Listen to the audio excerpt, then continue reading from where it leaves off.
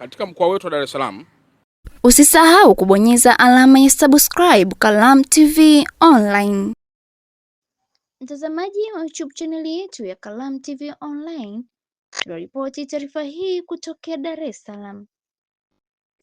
Mkuu wa mkoa wa Dar es Salaam Mheshimiwa Albert Chalamila ametoa muda wiki moja kwa makundi ya watu wanaojihusisha na vitendo vya utapeli, unyang'anyaji wa mali ikiwemo ardhi, kujisalimisha au kurudisha mali walizochukua kwa wamiliki halali, kwani serikali mkoani humo imekusudia kuchukua hatua kali za kisheria kwa wote watakaokiuka agizo hilo.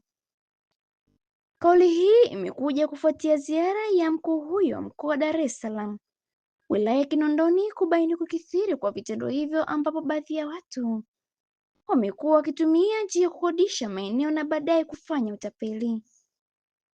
Usisahau kubonyeza alama ya subscribe kwenye YouTube channel yetu ya Kalamu TV Online ili wa kwanza kupata taarifa zetu.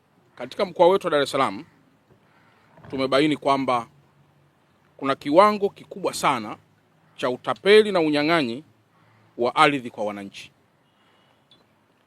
na yapo makundi makubwa ambayo yanafanya kazi hiyo kwa kushirikiana na baadhi ya watu wengine nje au hata ndani ya mifumo yetu ya kiutendaji.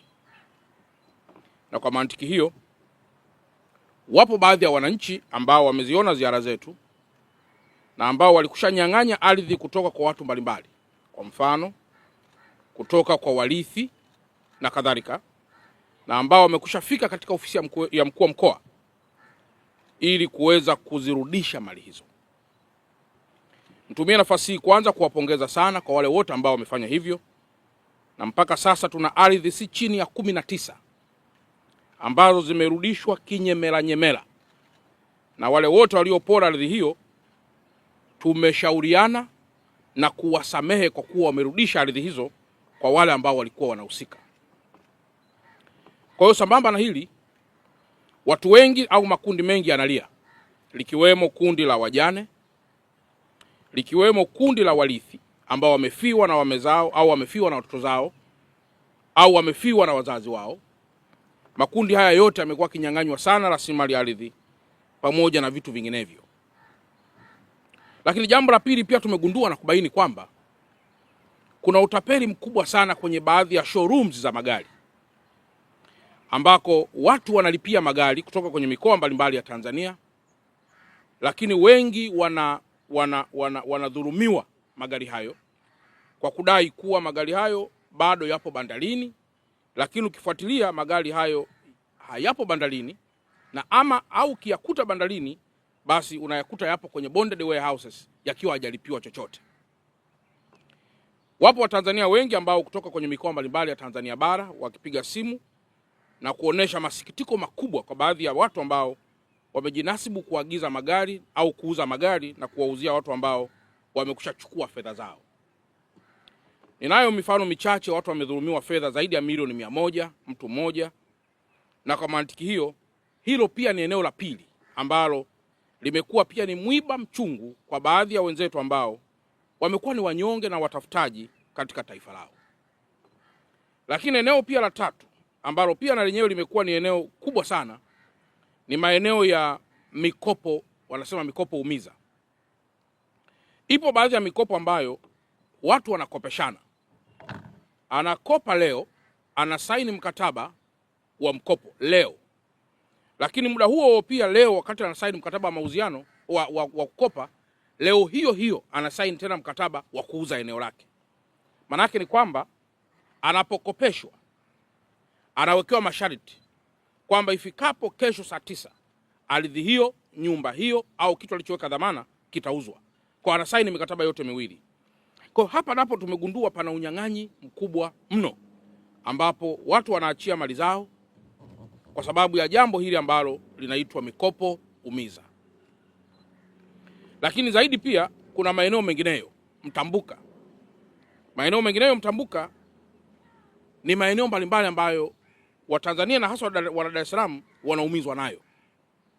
Sasa ndugu zangu waandishi wa habari, ipo ziara ambayo tumekushaifanya hapa nyuma kidogo, na ambayo mojawapo ilikuwa ni nyumba ambayo ilikuwa ni ya urithi, lakini nyumba hiyo ambayo mama moja aliinyang'anya, na sisi tulipomnyang'anya nyumba hiyo, naye ameamua kwenda mahakamani kutushtaki. Nataka tu niwathibitishie kwamba riadha hii iko almost kama 2% hivi. Lazima tuhakikishe riadha hii au marathon hii ya kukimbizana na haki inafikiwa. Kwa hiyo tumekushaanza mchakato wa awali wa kujiridhisha zaidi na nyaraka mbalimbali ambazo zimetumika kufoji vitu vingi sana. Na nitoe rai pia kwenye kikao hiki muhimu kwamba nitatoa taarifa vile vile kwa Watanzania kuhusu unyang'anyi wa aina yoyote ambao utaendelea ndani ya mkoa wa Dar es Salaam.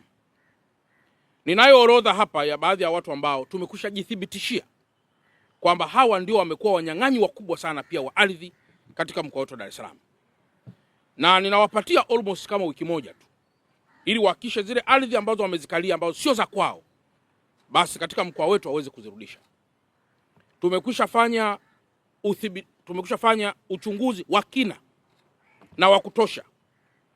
Na hili nimshukuru sana pia waziri wangu wa ardhi, ndugu yangu Akwilapo, Mheshimiwa Akwilapo. Nishukuru TAKUKURU. Nishukuru vyombo vya ulinzi na usalama. Lakini zaidi pia nishukuru wataalamu wengine wa ardhi. Na zaidi katika yote nishukuru sana ofisi ya mwanasheria mkuu wa serikali. Ofisi ya Attorney General imekuwa na ushirikiano mkubwa sana kwetu kama mkoa ili kuhakikisha mahali ambapo tumeshindwa kutafsiri vizuri basi mambo yote yanatafsirika kama ambavyo imepangwa. Lakini zaidi nishukuru sana muhimili wa mahakama. Yapo mashauri ambayo yamefikia mwisho, lakini watu baadhi tu wamekaidi ili kuweza kuyafikisha mwishoni. Sasa makundi haya ya watu natoa wiki moja tu inatosha, na kwamba wao wenyewe kwa ridhaa yao warudishe zile mali ambazo wamezipokonya kwa watu. Na unyang'anyi mwingine, ndugu zangu wanahabari, ambao umefanywa na baadhi ya watu wakubwa tu kidogo. Mtu anakuja kupanga eneo, kupangisha.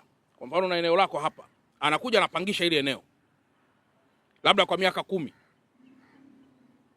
Lakini baada ya muda anafoji nyaraka zote. Anaonesha kwamba ile eneo yeye ni mpangaji wa miaka 50. Anafoji nyaraka zote kuonyesha kwamba ile eneo ni mpangaji wa miaka 50. Nimezungumza pia na wakuu wa mikoa wenzangu wote wa Tanzania bara kwamba kwa mwananchi yoyote ambaye yuko Dar es Salaam na mgogoro wake unapatikana labda Geita au unapatikana Kigoma au unapatikana Kagera, afike moja kwa moja kama yupo hapa Dar es Salaam, na sisi tutapokea nyaraka zake, tutawasiliana na mkuu wa mkoa mwenzetu haraka iwezekanavyo ili haki yake iweze kupatikana. Tumeona tuyaseme haya ndugu zangu wa Dar es Salaam ili ule unyang'anyi wa muda mrefu ambao umedumu kwa miaka mingi, na hasa kwenye ishu ya ardhi, kwenye ishu ya mirathi, kwenye utapeli mwingine ambao unaendelea hapa Dar es Salaam, basi uweze kufikia mwishoni. Awamu hii tumeona ni vizuri tukaendelea kujipembua zaidi, kwa kuwa neno haki limetamkwa sana na Watanzania na wananchi, na sisi kama viongozi huwa pia tunajifunza kwamba kumbe haki ukisimamia vizuri matokeo yake yanakuwa pia ni mazuri. Hiki tunachokifanya sisi ni kusimamia ile haki ambayo inatamkwa mara kwa mara na wananchi wa Dar es Salaam na wananchi wa Tanzania dhidi ya wale ambao wamepokonywa, wamedhulumiwa au wamenyang'anywa rasilimali zao. Sambamba na hili ndugu zangu, katika mkoa wetu wa Dar es Salaam sasa tuna miradi mingi sana, miradi ya maendeleo, ambayo hii miradi ya maendeleo ndugu zangu wa Dar es Salaam ni miradi ambayo inafanywa kwa pesa ya Watanzania, lakini kwa usimamizi mkubwa sana wa Mheshimiwa Rais Dr. Samia Suluhu Hassan. Tumekwisha muomba Mheshimiwa Rais kwamba kwa kuwa miradi hii ni mikubwa, basi katika mkoa wetu yeye mwenyewe aje kuizindua, kuweka mawe ya msingi na kadhalika. Niliwahi kuambia kwamba tuna madaraja hapa Dar es Salaam mengi ambayo tumepiga kelele kwa miaka mingi sana, kila siku ni mafuriko. Sasa tumemwomba pia Mheshimiwa Rais baadhi ya maeneo kuja kuweka mawe ya msingi na ikiwezekana pia hata kutuzindulia. Na ninayo furaha pia kuwaambia kwamba tarehe 3 ya mwezi wa 3 2026, yani kesho siku ya Jumanne, Mheshimiwa Rais atakuwa kwenye viunga vyetu vya mkoa wa Dar es Salaam na atakuwa hapa eneo la Kigamboni kwa ajili ya kuzindua matanki ya kuhifadhia mafuta. Sio mafuta ya kula, mafuta kama diesel, mafuta kama petrol, mafuta kama mafuta ya ndege na kadhalika. Serikali imeamua kujenga matanki haya ambayo yako chini ya Wizara ya Uchukuzi kwa ndugu yangu Profesa Mbarawa. Na Profesa Mbarawa atatoa taarifa ya kina kuhusu Mheshimiwa Rais kuja kuzindua matanki hayo, na ambayo itafanywa, Mheshimiwa Mbarawa ataifanya taarifa hiyo leo, lakini mimi kama mkuu wa mkoa ninayo haki na heshima ya kuwakaribisha wana Dar es Salaam wote tuungane na Mheshimiwa Rais kwa siku ya kesho kuja kuzindua matanki haya kuhifadhia mafuta. Sasa mtu wa kawaida anaweza kujiuliza, matanki ya kuhifadhia mafuta yananisaidiaje mimi?